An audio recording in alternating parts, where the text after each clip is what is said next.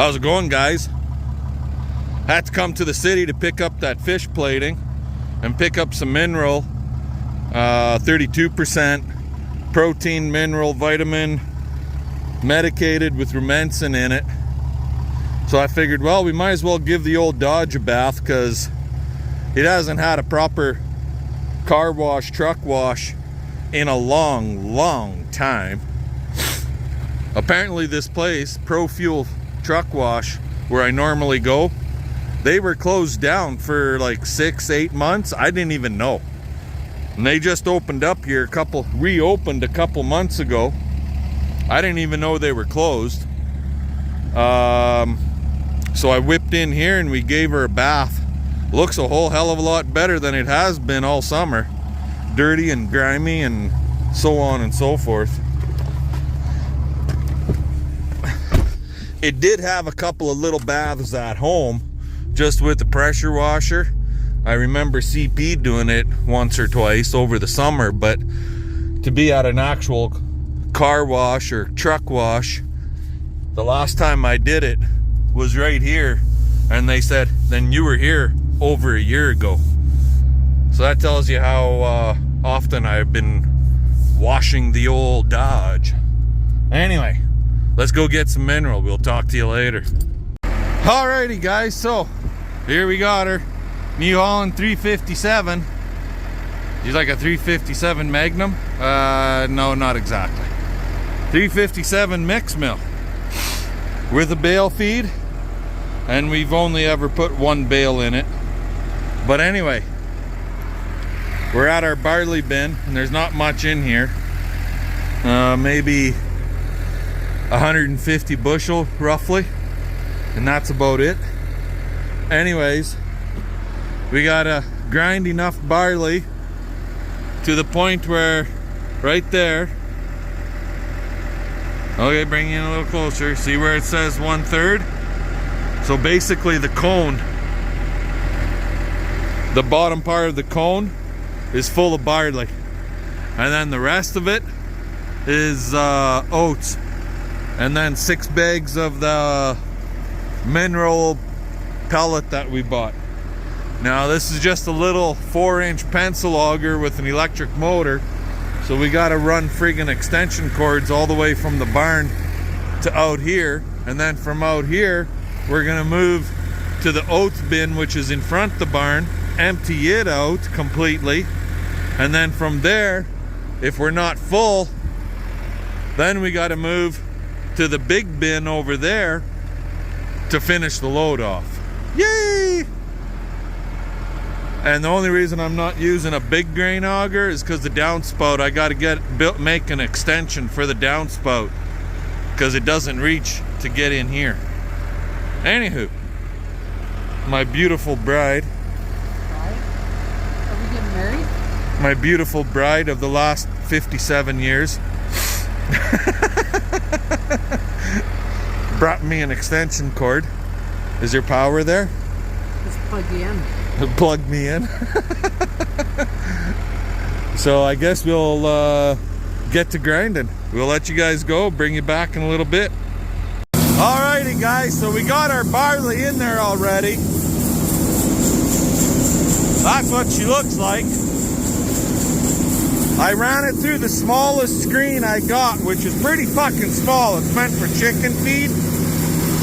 But I just felt the last time we ground, I was getting too many whole kernels on the barley side. The oats was great, but the barley was not. So then we just got set up here with this oat bin. So now we're dumping the oats into her. Let her grind, right? Let her grind. CP just went to get my truck, and she's gonna back it up over here, and we'll dump the pellets in here right away. That way it gets mixed in nice and thoroughly. With this unload auger, the way it was set up, it wasn't unloading into this bin worth a damn because it doesn't have much of a downspout. So I just kind of manufactured this bale to act as one just here today. So hopefully it'll all be good now. Time will tell. Anyways, I'll bring you guys back in a little bit. We grind and grain, boys and girls. We grind and grain. So anyway, with this New Holland mill, for anybody that does not know, and if any of you guys watch Our Wyoming Life, you've seen Mike struggle to get pails or bags of feed in his mill. Personally, I don't think he really knew what he was doing, but anyway, personal opinion. And actually, he admitted to that, but they figured it out. With the New Holland mill, it's down low, right on the back end. There's a auger right here. This is your mineral pellet, salt, so on and so forth tank. Anything that you don't want to grind or put through the hammer mill, you run it in through right here. So it's pretty handy that way. Alrighty guys and gals, so this is what we're feeding right here. It's a 32% steak maker beef supplement with rumensin in a pellet form. If you blow it up, you can see all the crude proteins and so on and so forth right there. Lower down is all your list of mineral and supplements. It's got rumensin in it to help with gut performance. So we're getting pretty full, but we ain't full yet.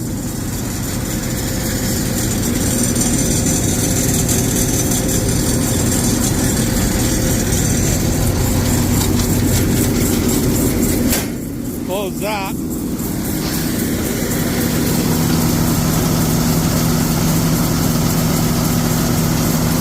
Still got room on this side. Anywho, I'll let you guys go. We'll talk to you later when we go to unload. Here's a top view of our calves. Hey guys, they're all looking at me wanting their grain because we were out. And so what was in it? I don't know.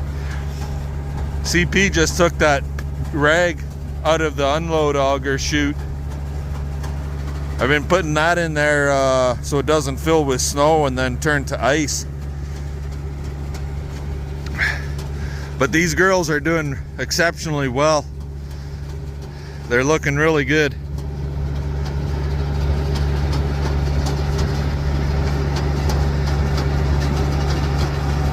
All 17 of them.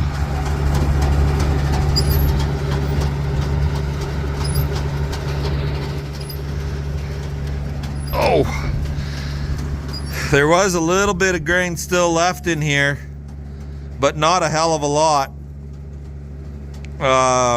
It just wasn't falling down worth a shit, and that's generally what happens. It's not a sharp enough hopper at the bottom. So generally what I do at the end of the year, instead of grinding more, I'll grab a long old broken up rail and I'll push that stuff all down. I have a rail that's sitting on the side of the bin actually, but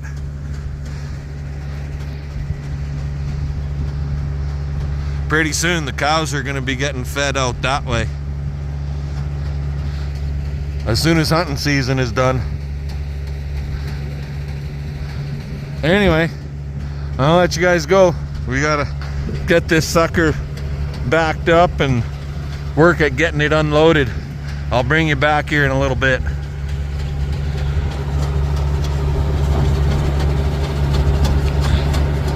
Alrighty guys, well we got her unloaded. So now I gotta put the auger away. And all that's to it for this one, because it's a split auger. And it reaches, I don't know, 12, 13 feet. But you just do that, and she'll fold across. See? Like so. And turn that little lever. That locks it in. I definitely got to do something with this lid, because when the grain's coming out, it's flopping this lid up and down, and you got to go up there and hold the fucking lid in place. The one hinge is fucked up on it, so You have to hold it last time. yeah, I did. Did you? Yeah. So I think what we're gonna do is fix this top up a little bit, get different hinges for it, and then I want to take a piece of rubber striping and go around the inside so it seals on top, and then maybe put a lock of some sort on this side to hold the son of a bitch down, because the way it is right now is Something heavier. no goddamn good, but it works. You want to crank it up, or do you want me to crank it up to cradle it? I guess she's gonna crank it up. Go baby, go baby, go. I'm running out of legs. That should be good. Now we just swing. If we don't hit the corral.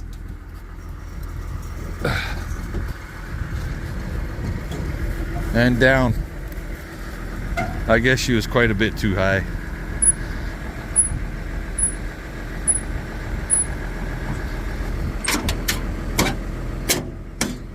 Alrighty. I'll let you drag this thing out of here, babe. I'm gonna fill a couple of pails. Well, I want to help. We'll take this out. I'll fill the pails, and then we'll, because I gotta unhook this and get that chute out of there. It's just 2 pails. Back over by the garage. I'll do that. Just get it out of the corral for now.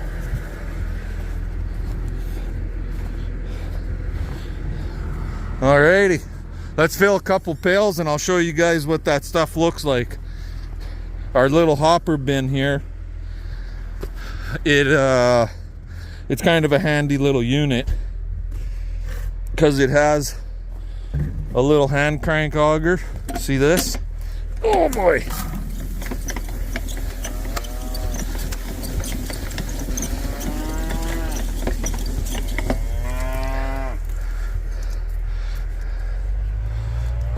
And that's what she looks like. Chopped up feed. I know some guys say rolling your grain is the best. The absolute best is to roll it. But now the new way for lots of these dairy farmers up here, they've gone back to grinding the grain, because in their mixes that they do, by rolling it, the cows are able to separate it too much.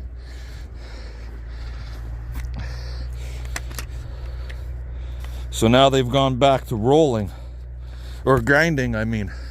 Anyway, I'll bring you guys back in a bit.